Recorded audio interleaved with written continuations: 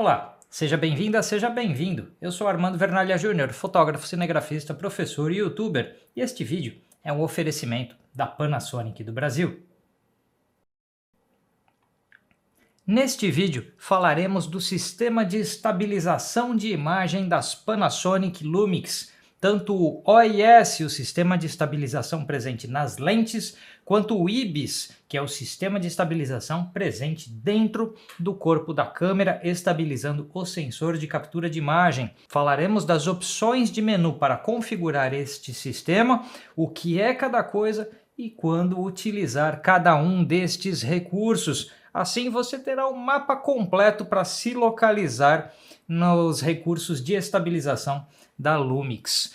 Tudo que eu vou falar aqui, eu vou mostrar para vocês o menu da Lumix S5 II-X, mas esses recursos são iguais na S5 II, na S9, na GH7 e em outros modelos da linha Lumix. Então, muito provavelmente o menu do seu equipamento é igual ou muito parecido com aquele que eu vou mostrar aqui ao longo desse vídeo. Antes de entrar no menu propriamente dito, vale esclarecer alguns pontos interessantes e importantes. Primeiro, o que é o OIS? O OIS, que é o Optical Image Stabilizer, que é a estabilização ótica dentro da lente. Significa que existe um ou mais elementos ópticos com capacidade de movimentação controlada dentro da lente para anular um tremido de imagem. Então, se você tem lá um movimento, você está segurando a lente, e você tem um movimento na sua mão vertical ou horizontal, um elemento óptico lá dentro da lente consegue contrabalancear a sua movimentação para que assim você consiga ter uma imagem mais estável, tanto em fotografia como em vídeo. E isso é a estabilização óptica dentro da lente. Além disso, existe o IBIS, o In-Body Image Stabilization, que é a estabilização no sensor da câmera. Essa estabilização, além de vertical e horizontal em termos de movimentação, também é capaz de giro, de rotação e de ligeiras inclinações de plano. Assim você tem um total de 5 eixos de estabilização.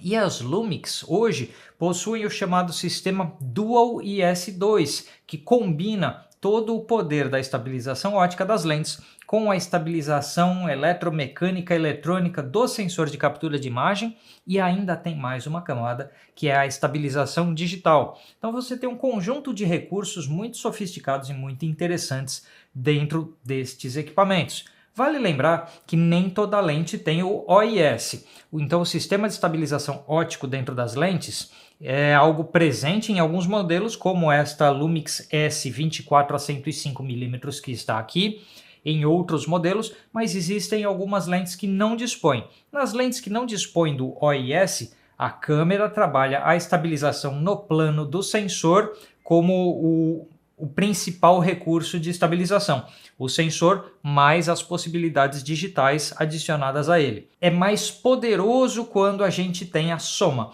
do OIS com o IBIS. Então, se você, dentro das suas escolhas de objetivas, tiver a possibilidade de escolher objetivas com o OIS, caso você seja um usuário que precisa muito de estabilização de imagem, isso talvez seja uma escolha interessante. Mas a estabilização do sensor já é bastante forte e bastante capaz, mesmo em lentes que não dispõem do OIS. Com essa soma de recursos, você consegue resultados de imagem muito bons, tanto em fotografia quanto em vídeo. Vale também destacar um outro ponto que geralmente se diz assim, olha, esse sistema de estabilização estabiliza até 5 pontos, até 6,5 pontos e assim por diante. E muita gente não sabe bem o que isso quer dizer. Isso se baseia numa regra já antiga, é verdade, que relaciona comprimento focal com tempo de exposição em fotografia, porque o tempo de exposição em vídeo, geralmente a gente trabalha mais preso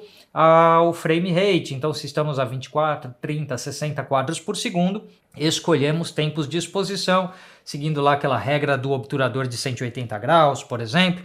Então o tempo de exposição é um pouco mais restrito quando a gente fala de vídeo. Já em fotografia, a gente tem uma movimentação mais livre deste comando. E existe uma regra que costuma atrelar o tempo de exposição ao comprimento focal. De que forma? Quando a gente tem, por exemplo, uma objetiva 200 milímetros de comprimento focal num sistema full frame.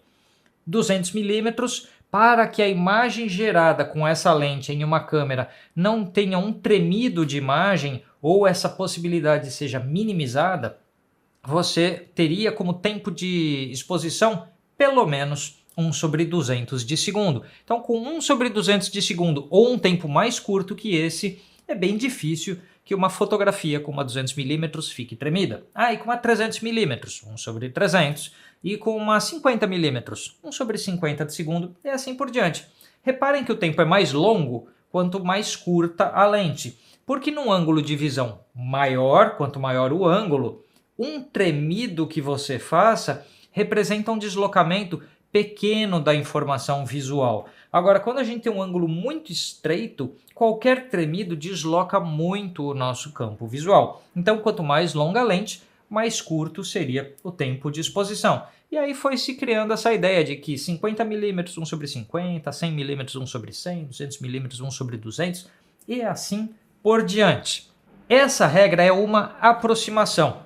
Existem pessoas com as mãos mais firmes e outras menos. Existem momentos da vida em que estamos com uma melhor ou pior firmeza, um melhor ou pior apoio e assim por diante. Num evento, você começa o evento descansado, bem alimentado, mas no fim do evento, geralmente a gente já está um bagaço, e aí a mão da gente pode não estar tão firme.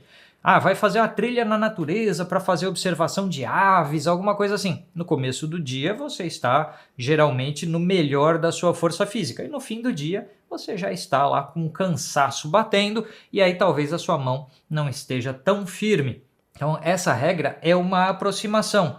Mas esses exemplos que eu dei mostram bem quando é importante a gente contar com a ajuda do equipamento. Então, se a tecnologia pode nos ajudar a minimizar um tremido, uma movimentação inadequada, a estabilizar um take de vídeo e assim por diante, ótimo, que bom que a gente tem esse recurso. Então agora eu vou mostrar para vocês o menu da câmera para que vocês tenham uma noção dos recursos que vocês têm na Lumix. Aqui eu vou mostrar a S52X, mas esses recursos estão distribuídos ao longo da linha. Assim como no vídeo de autofoco, eu vou manter aqui o menu da câmera em inglês, porque tem mais conteúdo online disponível em língua inglesa. Caso vocês queiram se aprofundar no que a gente está falando aqui, vocês vão encontrar mais material em língua inglesa. Mas eu vou falando para vocês como isso está no menu em português, assim quem tem o costume de deixar o menu da câmera em português, você também conseguirá se localizar. E lembrando que os itens estão nas mesmas posições. Então se está lá na segunda, terceira linha de um menu, em qualquer língua estará na mesma posição. Assim você consegue se localizar bem. Então vamos entrar aqui no menu. A gente tem tanto no menu de foto como no menu de vídeo, a gente tem a opção aqui da estabilização de imagem. Vamos entrar pelo menu de fotografia em Image Stabilizer, que está como estabilização de imagem no menu em português. Aqui nós temos esse Operation Mode, ou modo de utilização em português, que tem as opções normal e alto. Normal, o sistema está providenciando toda a estabilização para movimentos para cima, para baixo, para a esquerda, para a direita, movimentos rotacionais também. E no alto, o que muda? A câmera faz exatamente a mesma coisa, mas detecta o chamado movimento de panning ou panorâmica. Então o que acontece? Qual é a principal diferença aqui? O panning na fotografia de esportes, de ação, de movimento em geral, quando você acompanha um movimento e clica durante o movimento para ter aquele arrasto, aquele borrão de movimentação do fundo da imagem, enquanto o objeto que você está fotografando está nítido. O panning é uma técnica importante na fotografia e também realizado em vídeo na panorâmica. A câmera é capaz de, no modo alto, detectar que você está fazendo esse tipo de movimentação. Assim ela vai buscar estabilizar quaisquer outros tremidos, mas não vai tentar anular o seu movimento de panning. Então a câmera não lutaria contra tentando estabilizar o que não é para ser estabilizado. Pessoalmente, eu prefiro deixar nesse modo que é o alto, porque ele vai detectar quando eu estou usando uma técnica como o panning ou uma panorâmica em vídeo e vai funcionar normalmente para todas as outras situações quando eu não estiver usando esse tipo de técnica. Então o alto é a regulagem que eu costumo recomendar aqui. A gente tem como próximo item o When to Activate, que em português está o quando ativar, que tem as opções Always e Half Shutter, que no menu em português também estão assim em inglês, tá? Que é o Always e o Half Shutter. Always significa que sempre a estabilização estará atuando. Half Shutter só quando pressionarmos o botão pela metade para, por exemplo, fazer uma foto. Eu prefiro o Always, mesmo ciente que essa opção, por estar estabilizando o tempo inteiro, pode consumir um pouquinho mais da bateria do equipamento. Mas o Half Shutter, às vezes a gente está preparando a câmera, já está enquadrando, está compondo, e conforme a objetiva que a gente está usando, principalmente teleobjetivas, a imagem fica muito tremida diante de nós. Então, trabalhar a composição estabilizando a imagem para conseguir enxergar melhor o que a gente está fazendo, eu acho interessante e confortável. Então, eu prefiro a opção Always aqui. Mas se você quer, se você não faz questão dessa estabilização enquanto você está lá ajeitando a composição e tudo mais, e se você quer dar uma mínima economizada na bateria, aí o Half Shutter, ou seja, a estabilização só entra em ação quando você aperta para iniciar a focalização, iniciar a fotometria e assim por diante. E o sistema não fica ativo o tempo inteiro. Eu prefiro o Always. Depois nós temos o E-Stabilization, que está em português como estabilização eletrônica de vídeo. Aqui tem já mostrando que é para vídeo essa opção. Que tem como opções High, que é o mais forte, Standard, que é o normal, padrão, e o desligado. Aqui a gente tem um índice de intensidades, então uma maior estabilização em relação ao desligado, quando temos o Standard, e uma maior ainda no High. Vale lembrar que, em relação ao quadro que você tem, ao teu enquadramento, quando você usa a estabilização eletrônica digital, ela faz um pequeno corte na imagem, então a imagem fica um pouquinho mais estreita em relação ao que a lente estava captando antes. Por quê? Porque a imagem vai ser remapeada, você pega um pedaço mais estreito e tem margens dentro do seu sensor de captura de imagem para redistribuir aquela informação e assim conseguir a estabilização digital da imagem. Lembrando que você, deixando aqui em off, você ainda está utilizando as estabilizações óticas da lente e do corpo da câmera. E vale lembrar algo que eu não mencionei antes. Quando você tem uma lente com OIS e vai utilizar todo esse sistema, a chave de acionamento do OIS na lente tem que estar na posição on. Do contrário, a câmera até te avisa no menu que o sistema está desligado. E quando a estabilização em vídeo de OIS mais IBIS não estiver ainda suficiente para as suas necessidades, você tem disponível essa estabilização eletrônica que amplifica a capacidade de estabilização em vídeo. No modo High, o corte que se dá é um pouco mais intenso do que no modo Standard. Dos testes que eu fiz, o modo Standard já providencia uma estabilização bem suave e interessante. Eu não tive até hoje a necessidade de utilizar o modo High, mas faça testes porque cada pessoa com as suas necessidades pode chegar a conclusões diferentes. Então faça testes para saber se no seu uso qual dessas opções se aplica melhor. Depois a gente tem o Boost IS, que está como incremento de estabilização de imagem no menu em português, aqui também em vídeo, com a opção On e Off, ou seja, ligado e desligado. E ele até diz aqui que é uma poderosa estabilização que é obtida.